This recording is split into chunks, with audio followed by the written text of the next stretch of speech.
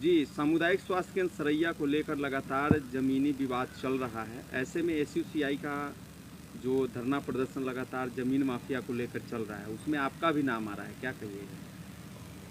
पहले R K news, सृष्टि news, CNB,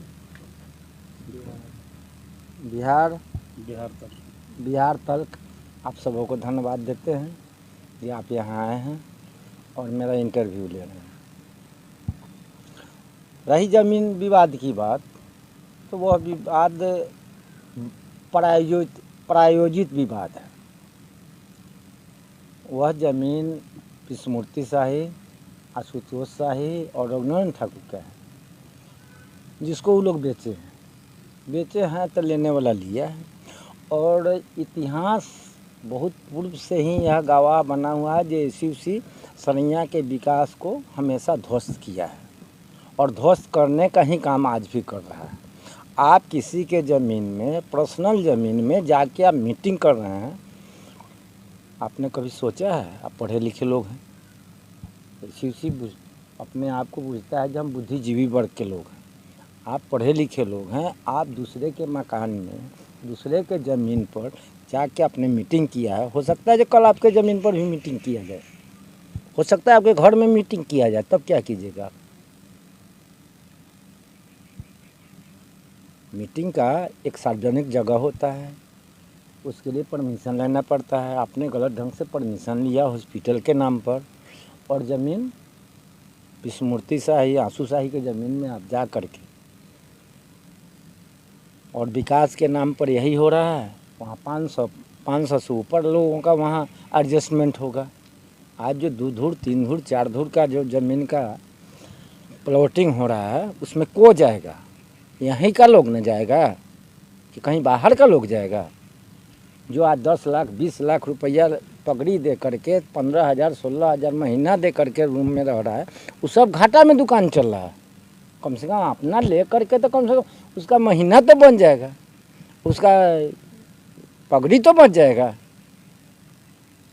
तो क्या लग रहा है कि जो आरोप लग रहा है वो क्या निराधार है आपके हिसाब से? निराधार है ये। आप पेपर देखे हैं, 3 बार 4 बार उसका नापी हो गया, डीडीसी नापी करवा लिए, डीएम के आदेश में नापी हो गया, सब पे पिलर भी गड़ गया। अब आपको क्या खोजते हैं? मुखिया संघ के अध्यक्ष है, इस नाते तो नहीं परेशान किया जाता? नहीं, अध्यक्ष है नहीं है उससे मतलब नहीं है, लेकिन आप सरैया को हमेशा दिग्भ्रमित करने का आप लोगों ने काम किया है।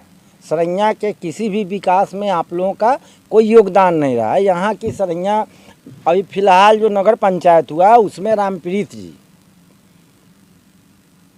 वो टीचर हैं और चंदा ले के लोग से हाई कोर्ट में गए, क्या हुआ? और फिर अपने चुनाव लड़ लिए।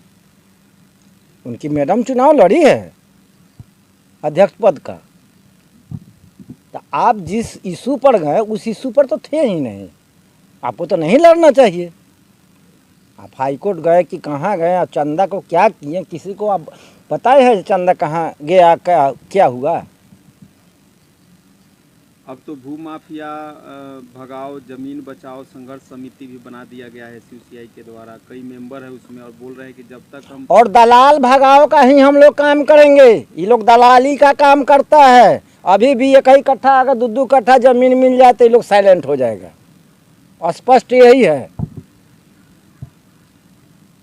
एक और सवाल उठ रही है कि उस जमीन में कोई रिश्तेदार कोई और पट्टी का लोग है जो कि इस पर केस मुकदमा भी चल रहा है। हाँ, हम जान रहे हैं। काड़जी जी की माँ मर गई 1939 में, और संविधान 56 में लागू हुआ। बहन को अधिकार 56 में दिया गया, और उस बहन के वो नाती हैं। वो आज से नहीं 3 साल पहले से घूम रहे हैं, 2-4 बार मेरे पास भी आए हुए हैं। तो पेपर दिखा रहा था कि हम 1994 से केस लड़ रहे हैं। हाँ, लड़ रहे हैं, हमको भी दिखाए थे। जमीन पे जो हो हल्ला हो रहा है वो निराधार है। क्या नाम है किसका? परिचय दे दीजिए। मेरा नाम हुआ चतुर्वेद कुमार राय, ग्राम बासदेवपट्टी, थाना सरैया, जिला मुजफ्फरपुर।